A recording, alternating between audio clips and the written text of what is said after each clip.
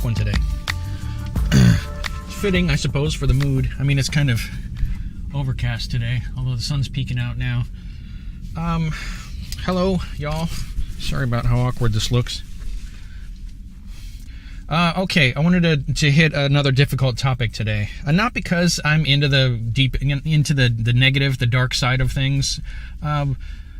It's a topic I've been thinking about, obviously from personal experience, because this is something that everybody has to deal with, and that's suffering. And don't click off yet. Don't. Please. Just give me a chance to just throw this out there. I'm going to be brief today. Wish me luck. I say that every time. I need to practice being more concise and getting to the point. There's some things I want to do to scratch the surface of this topic because it's a big topic. And the general question that usually prompts it is, if God's so loving and wonderful, then why is there so much suffering in the world? Why do bad things happen to good people and vice versa? I don't think it's random. I think there's a specific design for it. And I realized before I get into this that it's one thing to talk about the theory of suffering and the purpose of it when everything's fine. It's like you can talk about it when all is well, but when you're in the middle of it, then talking about it is kind of pointless. You just have to kind of grab on and to whatever's closest and ride the thing out, and then hope for wisdom after the fact, after the storm has passed. And they are storms. And I'm no stranger to that. I've noticed that, I hesitate to say this because I don't want to tempt anything, but I seem to handle the bigger issues a little better than all the daily little annoyances. The suffering comes in lots of different flavors, and a lot of the daily ones, they accumulate and they snowball, and the weight of accumulated little annoyances and little digs and things that just aren't quite going right can offset me. A lot of times more so than just one big event that comes that you have to kind of grab yourself and that will turn your attention to God, which is kind of at the heart of what I wanted to say about it to begin with. I told you I'd be brief. All right, what is the point of suffering? I watched an old sermon of Dr. Thompson's from back in the late 80s that dealt with suffering in a way that just kind of opened my eyes remarkably. And I'm not going to be presumptuous enough to think that it would have the same impact on you, but it's one of the more important sermons I think I've ever heard in my life on any topic. Really opened my eyes. I'm going to play a clip from it now, and maybe another one toward the end too, just to contribute to the topic. Now, one of the 7 great stages that all saved people must go through, one of those stages is reconciliation to God. And that's the purpose of suffering. That's the purpose of suffering. And we noticed in 1 Peter 4, he that suffered in the flesh has ceased from sin. And you remember in Hebrews, twice it says that Christ learned obedience.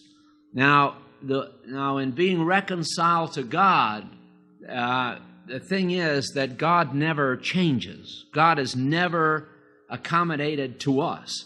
We always have to be accommodated to God, which is another word for obedience. And so the process of reconciliation is a process of obedience, of coming into conformity, with God, with His person, and with His will. And the thing that accomplished this for Jesus was suffering. And it's the thing that accomplishes it for us. If you picture a continuum, I'm going to get to the punchline right here. I drew this up a minute ago. I'm sure, hopefully I will, I don't know, you probably can't see that. I'll probably throw a graphic up on the screen while I talk about it, or maybe I'll just point to this. If you picture a continuum, I think that we're all on this continuum here somewhere between death and life.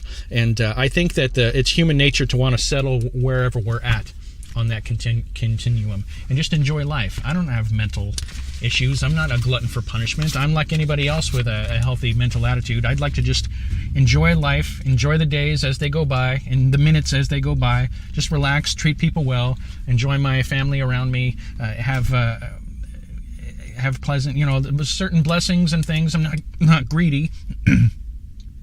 But I'm also not ascetic, and I'm not trying to deny myself or whatever. I just want to chill and enjoy life and cruise by. That's my human nature, and I think that applies to just about everyone. We just want to live and enjoy life, right?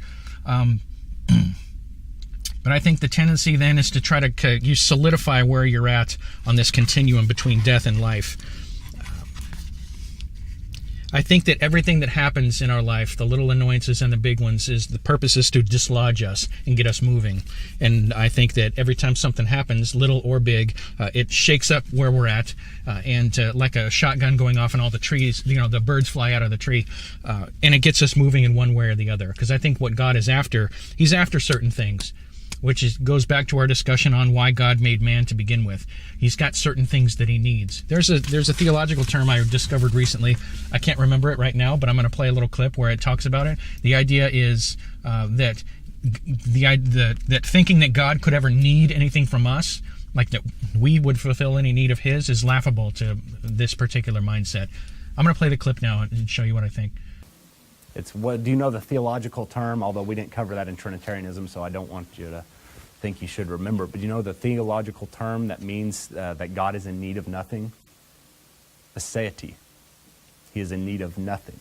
And so we have a doctrine that is built scripturally that God doesn't need anything. It's not as if God was eternally in need, and so therefore he finally was able to create something that fulfilled this need. So yeah, the idea that God needs anything that we could supply to him is laughable from that mindset. But to me, it's all over the scripture that God has things that he's after, that not necessarily he needs, like me specifically, but I think he needs certain people for. He needs a temple. That's in Isaiah, heaven is my throne and earth is my footstool, but where is the house you'll build me, and where is the place of my rest? Stephen quoted that again when he was right in that speech when he was about to be killed in the book of Acts. God's after a place of rest. Otherwise, why would he say that? Where's the place of my rest? He wants a resting place, and that place is inside each of us. Peter talks about that. Picture Jesus, Peter says, as a cornerstone, and all of us believers are living stones, and together we build a temple that God lives in. And it talks in Revelation about him that overcomes will be a pillar in my temple, and he'll never again exit. He needs people for that. He needs living stones. We can debate whether need absolutely would not happen without certain one of us, but I think he's after something. He's after a bride for his son. He's after judges of men and angels. He's after kings and priests. He's setting up a kingdom, and he has positions of authority. He needs men who are obedient and in union with him, and men and women, to be able to govern the kingdom that he has, so that rebellion will never rear its head again. He has certain things that he needs, and I think that this life is set up so that each one of us, you know what I mean. He's trying to see who of us will qualify. And so the closer we can get to life, over here I've got God, obedience, righteousness, and holiness, image, and union. These are what our sufferings are supposed to push us toward God, closer to him. And sometimes they'll push us farther away. I've had that happen to me too. And I think he takes that chance. Sometimes it pushes us toward disobedience, rebellion, selfishness, narcissism, separation, in other words, death. It's a continuum of life and death, and I think that that's what this whole earth is designed for, so that each person who's here can go through our days and have to deal with the little and the medium size and the big things that will always keep us moving, one direction or the other. I would that you were hot or cold, he says, but because you're lukewarm, I'm going to spit you out of my mouth. It also says that he sends the sun and the rain on everybody, the good and the evil. He sends blessings and times of trouble. I think that's just part of the design of this earth, and I think that the daily challenges and the bigger challenges all come to dislodge us from our place that we want to settle down. We want to be just fine. My little spot here in the corner where I'm not bothering anybody, and I just want to live and enjoy. But God knows that every step closer we take to this not only will benefit us in the long run, eternally, benefit all of creation. It'll benefit him. It'll see if we are one of these people that he's looking for, to be a king and a judge and a priest and the part of the bride of the Lamb, a member of the church, the body of Christ, all the things that he talks about in Isaiah, or behold my servant whom I uphold, my chosen one in whom my soul delights. I put my spirit upon him. He'll bring forth justice to the nations. He needs people to be part of Christ's body like that. Living stones in whom he can dwell and then minister to the rest of the earth, the saved nations, bringing life to them through people like us. And I think that people like us, it doesn't just happen. I think the reason that we suffer when we do is to to see if we're a candidate for that, to see God's a businessman. He's going to try to get as much as he can out of us every minute of the day. It doesn't mean he bombards us with things we can't handle. In fact, it says nothing will take you, nothing will hit you that he won't give you the. How does it go? There's no temptation taken. There's no temptation such as is common to man. He'll give away. I'll put it on the screen. I'm blanking out right now, because it's a difficult topic. And again, I'm not mentally tweaked, and I don't get off on the negative, the hard stuff. It's just part of life, and it's always been part of life. That's what Dr. Thompson said at one point. In fact, here, let me play that clip. Now, the history of the church for 2,000 years has been one of suffering. Now, this is the first century in which men have been so evil in the churches that they have tried to reject the idea that Christians are to suffer. I don't know if this ever has appeared before in church history, but for the first time, man has gotten himself near enough to Antichrist to challenge this principle and to say if we have faith, we needn't suffer. So yeah, suffering has been part of the Christian life forever, but I think because as a society we've shifted more towards selfishness and narcissism, and it's all about us, then I think that we've at the same time scooted ourselves away, even in the church, especially in the church, that God would never let us suffer. Boy, that's the whole reason for existence, is to get us moving on that continuum one way or the other, so that God can sift. All right, he drops something to see how are you going to respond. If we turn to Christ and we go to him, that's why those major things that have happened in my life, everything else comes to a stop, and my reaction is, Lord, where are you? It's like I cannot move until I find you. And then I connect with him, and then I try to stay in that place. Maybe I'll tell you about the most recent one that happened at the end of 2018 that just shook my whole life upside down.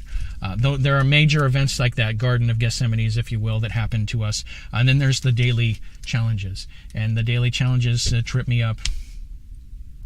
It tripped me up. Man, there's something about loneliness that's just debilitating over the long run.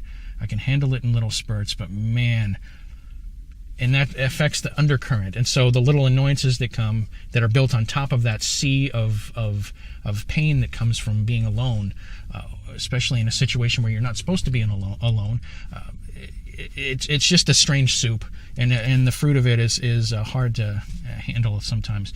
But I think if it comes and dislodges me, because I have a tendency to want to settle, and pushes me toward the Lord, I know every inch of ground that I gain in that direction will be a benefit to everybody. That sounds. I'm not saying that I'm all that. I'm saying that's for you. It's for everybody. Anything that comes and shakes us like that, like the shotgun and the birds flying out of the trees and they're flying around, and then anything that happens that we can then settle that much closer to the Lord, it leads to life. Straight is the gate, narrow is the way that leads to life, and few there be that find it. I think it's few that find it because it's difficult, and by nature we want to not have to deal with that if possible. Why would you volunteer to stay in a difficult situation unless the fruit of it is beyond your calculation? And it's not just me. I've got this, I know I've occasionally pulled lyrics from songs. This is a really good one. It's from a couple years ago. I'm sure you all know it if you're familiar with Christian music at all. It's called Blessings by Laura Story. She says, what if your blessings come through raindrops? What if your healing comes through tears? What if 1,000 sleepless nights are what it takes to know that you're near? And what if the trials of this life are your mercies in disguise? And there's other songs too. Stephen Curtis Chapman, Sometimes He Comes in the Clouds. I think throughout history it's been known that Christians, I love the saying, Christians are like tea bags. They're made to be put into hot water. I think that we excel. A light is most productive when it's dark outside. If it's all light, then the light is, you don't even notice it. But if it's pitch black, someone strikes a match, boy, it gets everyone's attention. And I think that we need to have times of dark like that, so that when God shines his still small voice, that little light, it immediately draws our attention and we go toward it. So yeah, suffering. There's a lot I would like to talk about it. There's a lot that luminaries in Christian history, C.S. Lewis, Oswald Chambers, there's a lot that people have said about it. And I don't think it's morose to focus on it. I think if we strip the emotion out of it and look at it objectively as a topic, then I think that it will really rewrite some things in the foundation of the way you approach life and the way you understand life and the people around you and the gospel and what God is after. And a huge benefit. It'll be a huge benefit. So, yeah, let's think about these things and chew on them a bit and then set them aside, and then maybe we'll hit it again in a future video. So I'm going to call it quits now. So much for being brief, 13 minutes. All right, I guess that's it for now. Yeah. Bye.